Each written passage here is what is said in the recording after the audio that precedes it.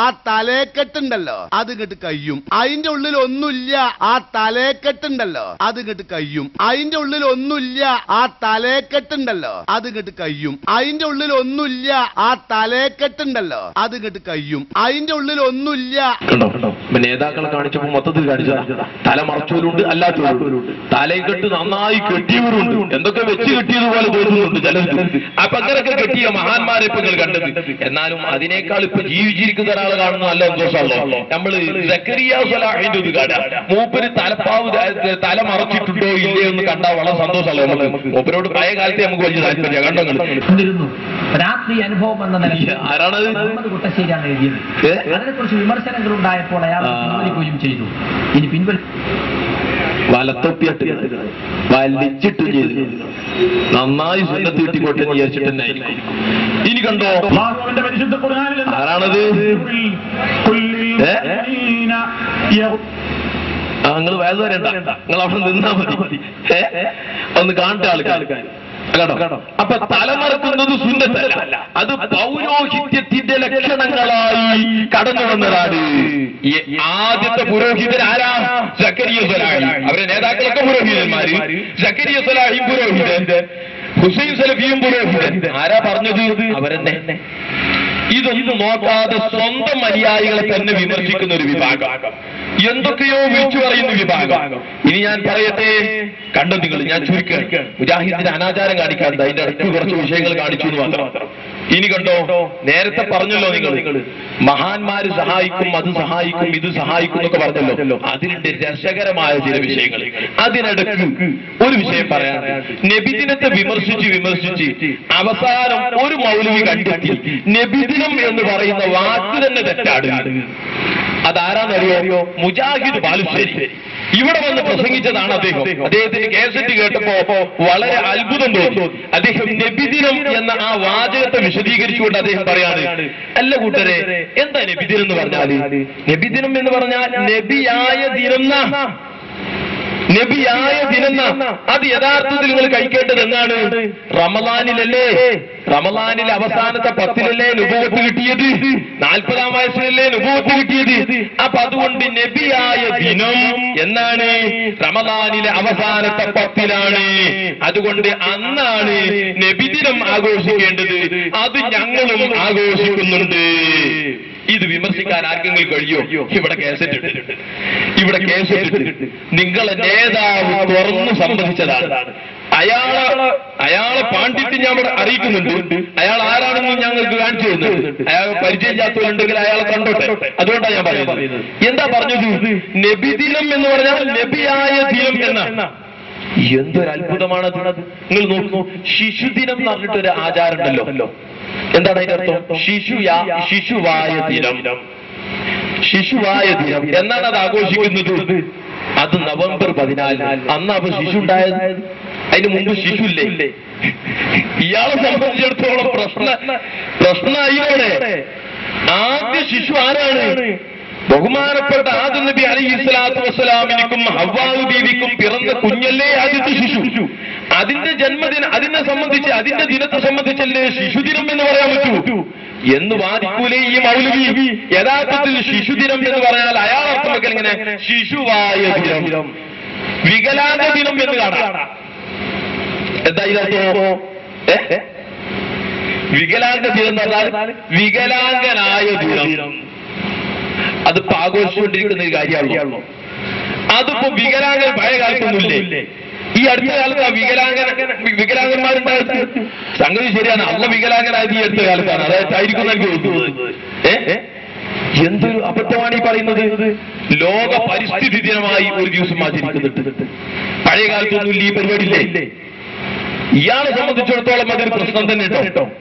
നോക്ക് നിങ്ങൾ, നബിയായ ദിനം. ഇങ്ങനെയാണെങ്കിൽ എത്ര വിഷയത്തെ വിമർശിക്കാണ്ട്.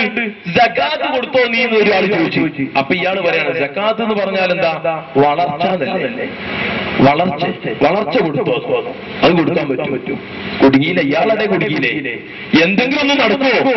ഇയാള് നേരെ അർത്ഥം വെച്ചിട്ട് അതിന്റെ സന്ദർഭത്തോട് യോജിപ്പിച്ച് എന്തോ ഒരു വിഷയത്തിൽ നിന്ന് രക്ഷപ്പെടാൻ നോക്കുക. എന്തൊരബദ്ധമാണിത്. ഹജ്ജ് ചെയ്തോ എന്ന് ചോദിച്ചപ്പോ ഹജ്ജ് എന്ന് പറഞ്ഞാൽ എന്താ ഉദ്ദേശം ചെയ്തോ? ഇല്ല, ഉദ്ദേശം എന്ന് പറഞ്ഞ സാധനം ചെയ്തിട്ടില്ല. അപ്പൊ ഉദ്ദേശം ചെയ്തോ എന്നാണ് ഇപ്പൊ ഹജ്ജിനെ സംബന്ധിച്ച് ഇസ്ലാം പറയുന്നത്. എന്താണിത് എന്ന് പറഞ്ഞ് ഇയാൾക്ക് വിമർശിച്ചൂടെ? എന്തൊക്കെയാണ് വിമർശിക്കേണ്ടത്? അപ്പൊ നബിദിനം എന്ന് പറയുന്നത് എന്തിനെ സംബന്ധിച്ചാണ്? അതിനെ സംബന്ധിച്ചല്ലേ റസൂലുള്ളാഹി സ്വല്ലല്ലാഹു അലൈഹി വസല്ലമ തങ്ങളുടെ ജന്മദിനാഘോഷത്തെ സംബന്ധിച്ചല്ലേ ഈ പ്രയോഗം നടത്തുന്നത്? അങ്ങനെയാണെങ്കിൽ റസൂലുള്ളാഹി തങ്ങൾക്ക് നുബുവത്ത് കിട്ടുന്നതിന് മുമ്പ് നബി എന്നൊരു പ്രയോഗം നടത്താൻ പാടില്ല. നിങ്ങൾ റസൂലുള്ളാഹി തങ്ങൾ കുട്ടിയായിരുന്ന കാലഘട്ടത്തിലെ സംഭവങ്ങൾ പറയുന്നിടത്ത് നബി സല്ലല്ലാഹു അലൈഹി വസല്ലമ തങ്ങൾ എന്നല്ലേ പറയുന്നത്? പറയാൻ പറ്റുമോ?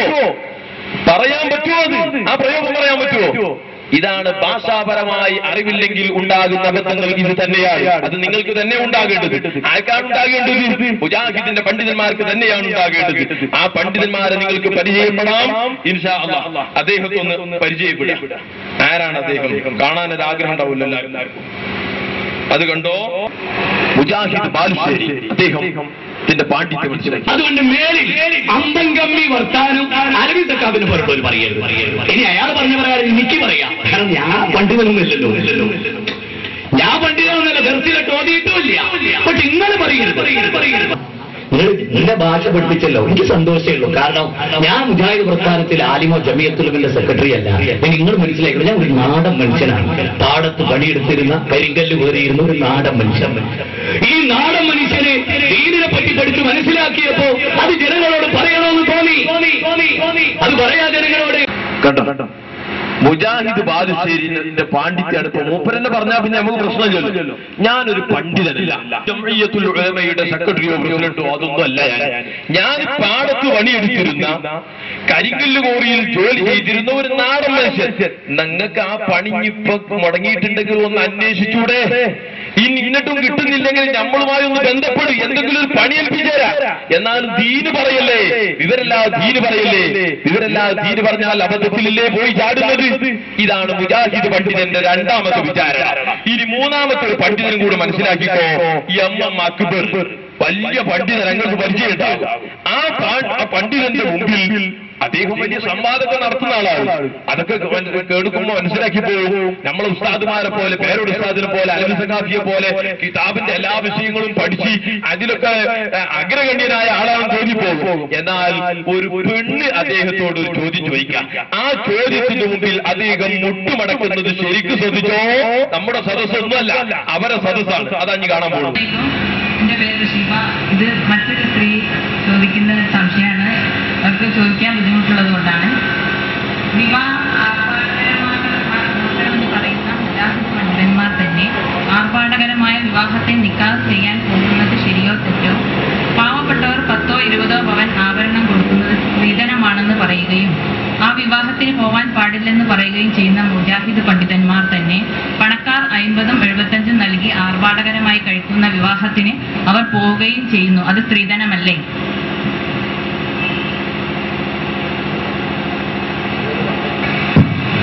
നമ്മുടെ വിഷയ ഇസ്ലാമോ വിമർശനങ്ങളുമാണ്. മുജാഹിദുകളും ശബ്ദം തീരല്ലാത്ത. അപ്പൊ ചോദിച്ച ചോദ്യം എന്താണെന്ന് അറിയാം?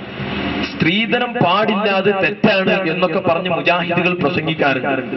ഈ പെണ്ണ് പറയുന്നത് എന്റെ കൂട്ടുകാരിക്കുള്ള സംശയമാണ്, പക്ഷെ അവൾക്ക് ചോദിക്കാൻ മടിയായതുകൊണ്ട് ഞാൻ ചോദിക്കുകയാണ്. എന്നിട്ട് എന്താ ചോദിക്കുന്നത്? സ്ത്രീധനം ഹറാമാണ്, അത് തെറ്റാണ്, പാടില്ല എന്നൊക്കെ പറയുന്ന മുജാഹിദ് പണ്ഡിതന്മാർ തന്നെ 75ഉം 100ഉം ഒക്കെ കൊടുത്ത് ആർഭാടകരമായ വിവാഹ സദസ്സുകളും സദ്യകളും ഒക്കെ ഒരുക്കുന്നുണ്ടല്ലോ. ഇങ്ങനെയുള്ള ഹറാമായ ഈ സ്ത്രീധനം മുഖേന ഹറാമായ ഈ പ്രവർത്തനം നടത്തുന്ന സദസ്സിലേക്ക് ആരെങ്കിലും ക്ഷണിച്ചാൽ ആ ക്ഷണം സ്വീകരിക്കാൻ പറ്റുമോ? മനസ്സിലായ ആ ചോദ്യത്തിന് മറുപടി കേട്ടോ. മുജാഹിദുകളും വിമർശനങ്ങളും പറയുന്ന കാര്യമാണ്.